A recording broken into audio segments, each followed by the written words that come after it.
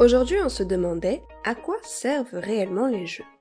Quand on se pose 2 secondes, on en voit constamment autour de nous, que ce soit les jeux d'éveil pour les enfants ou les jeux d'argent pour les plus grands. Ils peuvent être partagés en famille, vus à la télé, disputés en compétition, ou même joués en solo. Après tout, il est vrai que dans nos périodes modernes, parler de jeux rime beaucoup avec amusement. Mais maintenant, que se passe-t-il lorsque le jeu outrepasse le divertissement ? Découvrons ensemble comment ces témoins d'histoire ont souvent servi à des fonctions bien plus profondes, loin d'être des distractions anodines. Croyances spirituelles, stratégies de guerre ou contrôle politique, voilà qui pourrait bien changer votre perception du jeu. Le jeu et la violence. La fiction contemporaine est la première à puiser dans cette niche. Elle aime élaborer des scripts questionnant les structures sociales et la nature humaine. C'est ainsi que Squid Game ou Hunger Games, par exemple, nous invitent à réfléchir sur les jeux de pouvoir dans nos sociétés actuelles. Leur point commun ? La mise en scène de la violence et l'utilisation de la survie comme spectacle. Ses origines ? Les arènes. Pour le contexte, on repart en Rome antique. Imaginez-vous, assis dans l'immense Colisée, entouré de milliers de voix, prêt à vivre l'un des spectacles les plus fascinants et pourtant terrifiants de l'Empire. Les yeux fixés sur l'arène, vous entendez les cliquetis d'armure et contemplez ces gladiateurs fouler le sable bientôt taché de rouge. Le combat commence et vous devenez acteur du destin de ces hommes. Chaque année, des centaines de prisonniers de guerre, d'esclaves ou même de volontaires cherchant à prouver leur valeur étaient envoyés dans les écoles de gladiateurs. Là-bas, ils étaient formés pour devenir les amuseurs d'une violence ritualisée. C'était une institution de survie, un lieu où les blessures étaient fréquentes, la mort toujours présente. À gagner ? Bien que métier très lucratif, le Graal était la liberté. Les combats de gladiateurs, véritables manifestations de brutalité collective, incarnaient l'apogée du voyeurisme dans une société avide de spectacles extrêmes. On y accourt, on en parle, l'adrénaline est à son comble et surtout, on oublie problèmes sociaux et économiques. Pour l'empereur, il s'agit en outre d'une organisation grandiose dans laquelle il affiche sa supériorité et réaffirme son pouvoir impérial.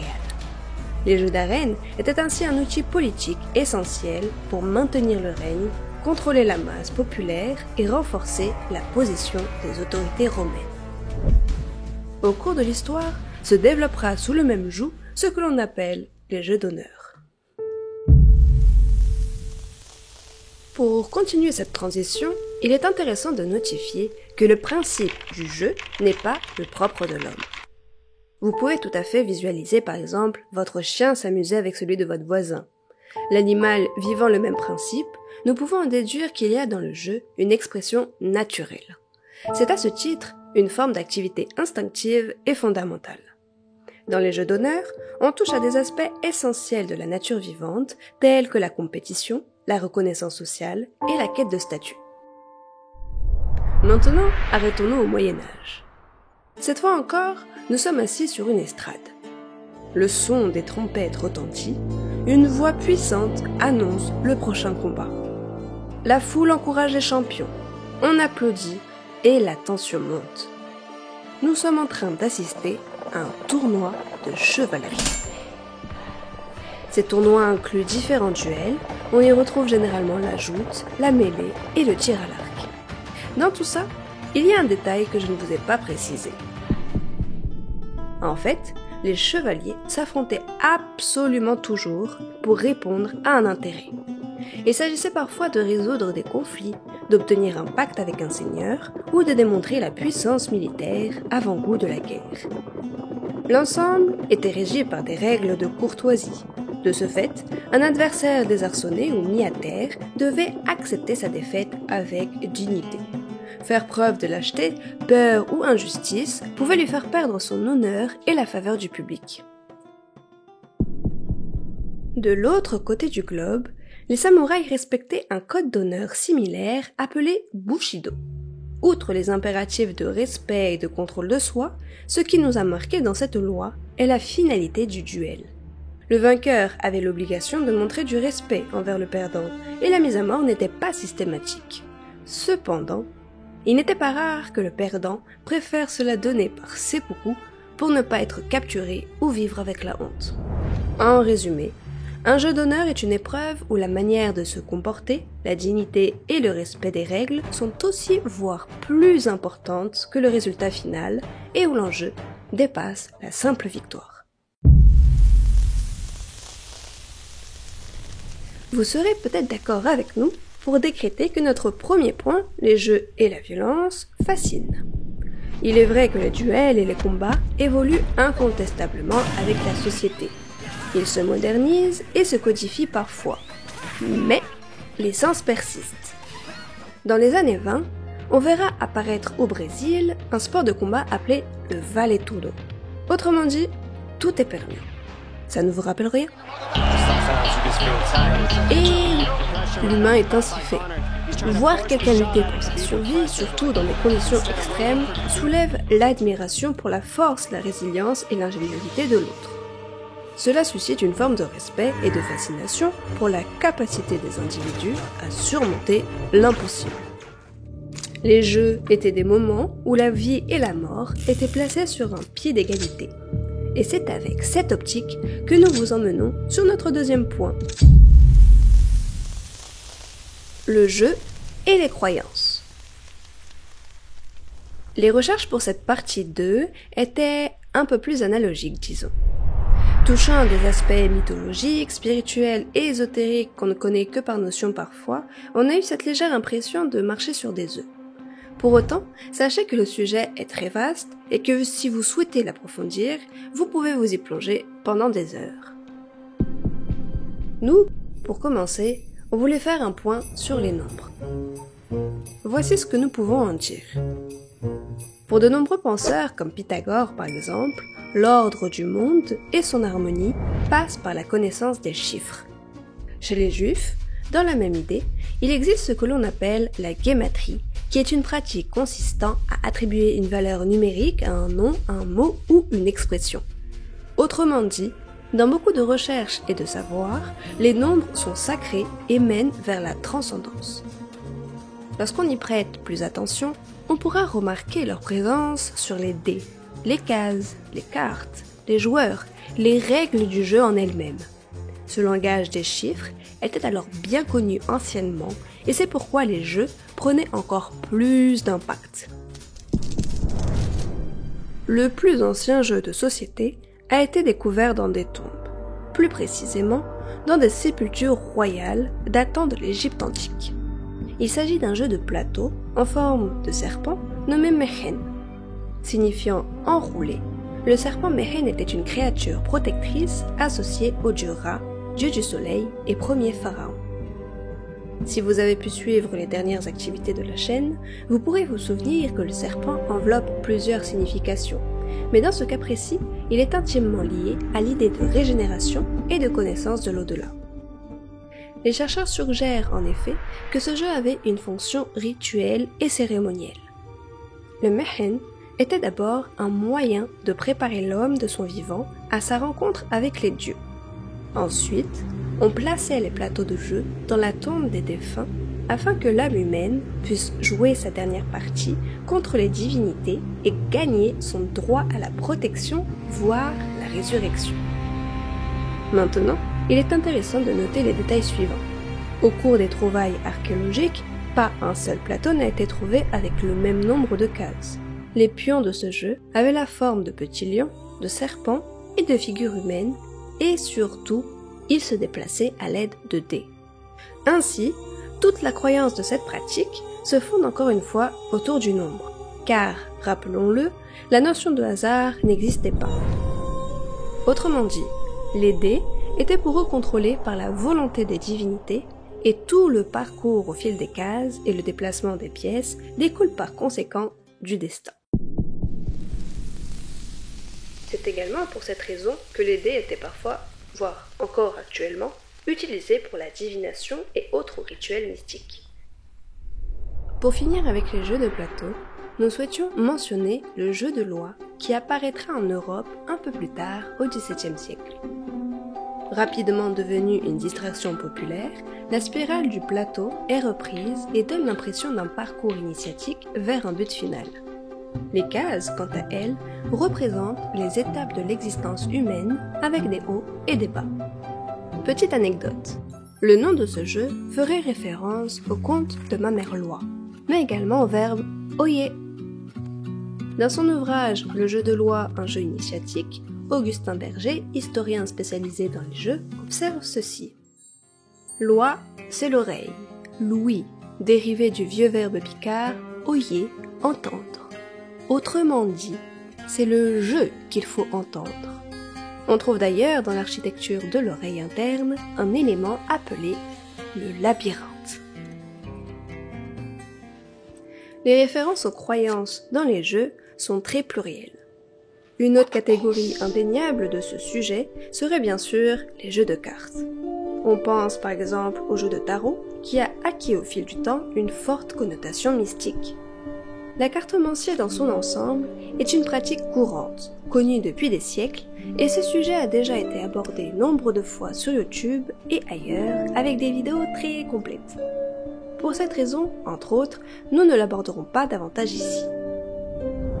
Par contre, il y a bien un dernier exemple qui nous a tapé dans l'œil et que nous allons vous raconter. En Amérique centrale, cette fois-ci, non loin du golfe du Mexique actuel, vivait un peuple appelé les Olmecs. Il faut savoir que ces derniers sont qualifiés de civilisation mère par les historiens. Cela signifie qu'ils ont implicitement donné naissance aux civilisations mésoaméricaines qui leur succèdent, telles que les Aztèques et les Mayas. Comme pour tout grand peuple, ces derniers avaient leurs croyances, leurs dieux et leurs rituels. Parmi eux, le jeu de balle. Si l'on devait y assister aujourd'hui, on pourrait observer deux équipes s'affronter sur un terrain, en forme de L allongée, avec des murs inclinés de chaque côté. Le but du jeu est de faire passer une balle pesant jusqu'à 4 kg dans un anneau suspendu entre 3 et 4 mètres du sol. Vous voyez l'idée. Pour renvoyer la balle dans l'anneau, les joueurs pouvaient utiliser leurs hanches, leurs bras, parfois leurs genoux, mais ne devaient jamais la toucher avec les mains. Outre le poids de la balle, qui rendait ce jeu un poids dangereux, ce sport est avant tout une pratique sacrée. Concrètement, il est raconté que les Olmecs percevaient le jeu de balle comme une reconstitution symbolique de la lutte entre les forces cosmiques, telles que le jour et la nuit, ou le bien et le mal. Aussi, les perdants, en particulier les capitaines ou les joueurs d'élite, pouvaient être choisis comme offrande aux dieux.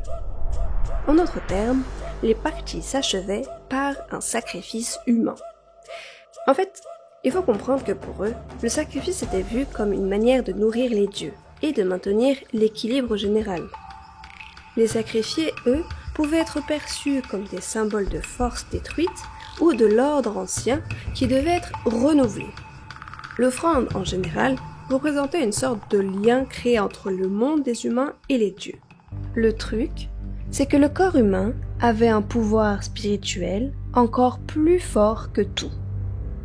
Au fil de cette exploration, nous avons considéré que le jeu pouvait s'ancrer de manière spirituelle et qu'il était un moyen de se connecter à l'au-delà et de comprendre notre monde. Clairement, il apporte une dimension bien plus vaste que l'on pourrait imaginer. Aussi, le jeu a quasiment toujours été lié à des quêtes plus profondes et c'est ce que nous allons continuer et terminer d'observer dans notre troisième point. Le jeu et la stratégie. En Inde, au VIe siècle, l'armée se composait de 4 divisions principales, l'infanterie, la cavalerie, les éléphants de guerre et les chars. En sanskrit, 4 se dit chatur. Si l'on ajoute à ce mot anga, qui signifie partie, on obtient le nom chaturanga, et ça, c'est le nom que porte l'ancêtre des jeux d'échecs. Vous l'aurez peut-être compris, ce jeu est directement et profondément lié à l'histoire militaire du pays. Les 4 types de troupes cités précédemment étaient symbolisés par des pièces du jeu qui illustraient chacune une unité militaire. Les pions représentent l'infanterie, qui est la base de l'armée à pied. Le cheval, c'est la cavalerie, symbole de mobilité et d'attaque rapide. L'éléphant, de manière évidente, traduit les éléphants de guerre utilisés dans les batailles pour écraser l'ennemi et briser les lignes. Enfin, le char, qui, sur le terrain, était essentiel pour des attaques puissantes. Le chaturanga était donc une représentation de la stratégie militaire et un moyen d'enseigner la guerre. Certaines sources historiques suggèrent que les officiers militaires, généraux et chefs s'exerçaient à ce jeu pour affiner leur prise de décision et leur anticipation des mouvements ennemis. Avec la même résolution que les échecs actuels, la partie la plus importante du jeu était la prise du raja. Une correspondance claire avec la guerre, où la perte du roi signifiait la défaite. Une courte histoire pour finir avec ce jeu. Il est raconté que Akbar le Grand, empereur mongol, utilisait le jeu avec une légère variante. Akbar invitait des conseillers ou autres individus de sa cour à des parties de chaturanga.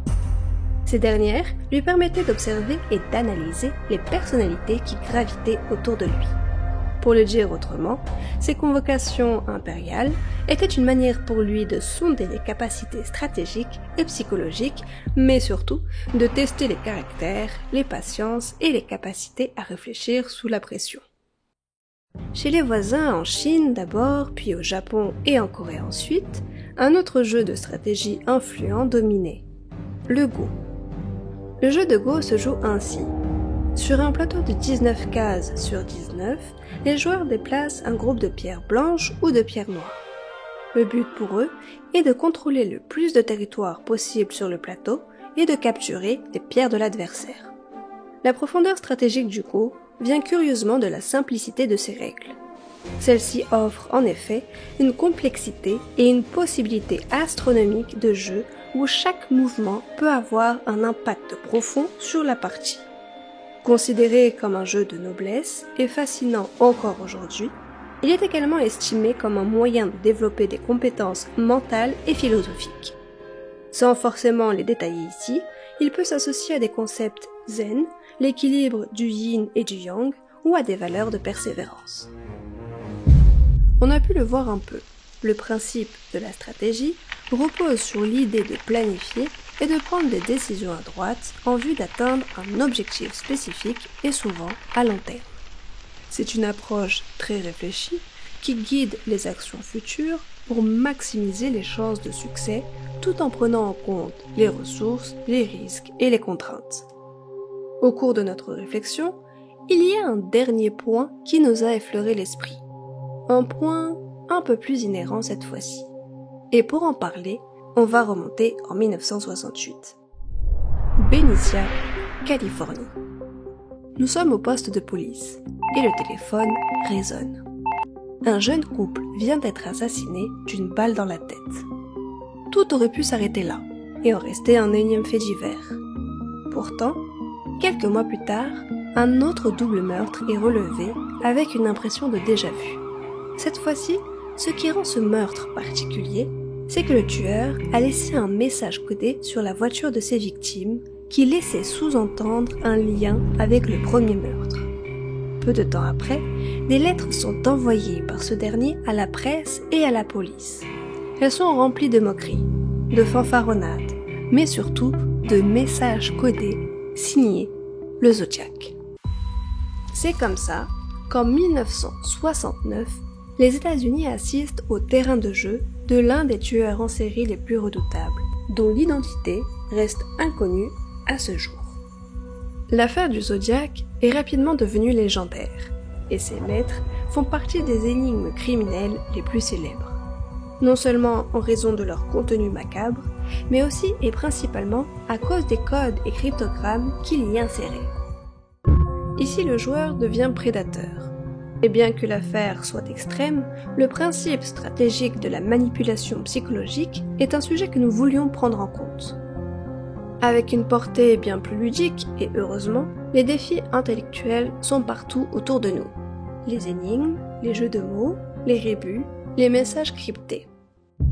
Dans l'histoire, on sait par exemple que les Égyptiens utilisaient des énigmes pour tester l'intelligence des candidats aux fonctions publiques ou pour transmettre des enseignements philosophiques. L'idée ensuite de symboliser des mots ou des phrases par des images remonte aux civilisations anciennes. On pourra rapprocher l'idée aux hiéroglyphes ou aux pictogrammes. Quant au principe même de rébus, il est né au XVIe siècle et commençait à se glisser dans certaines œuvres littéraires de Rabelais ou Montaigne notamment. Les messages cryptés, eux, sont variés et généralement utilisés pour sécuriser des informations. On pourrait parler du Morse qui est le plus connu, mais il y en existe des dizaines. Et voilà! On arrive à la fin de cette vidéo, sûrement plus dense que ce qu'on a pu faire jusqu'à aujourd'hui, mais on trouvait que le sujet s'y prêtait bien. Il est clair que l'essence même des jeux a un rôle plus important que le divertissement seul. Sans forcément aller chercher aussi loin que les exemples cités ces dernières minutes, le seul principe de jouer impose une énergie intellectuelle ou physique et une confrontation, à soi, aux autres, ensemble. En somme, le jeu incarne des défis et devient un miroir de nos sociétés, un témoin constant de notre évolution. Merci d'avoir suivi cette vidéo. Si vous avez passé un bon moment, vous apprécierez certainement celle-ci aussi. On y parle de costumes, de symbolique, de cinéma et de méchants. C'était Rita Lisa. À bientôt!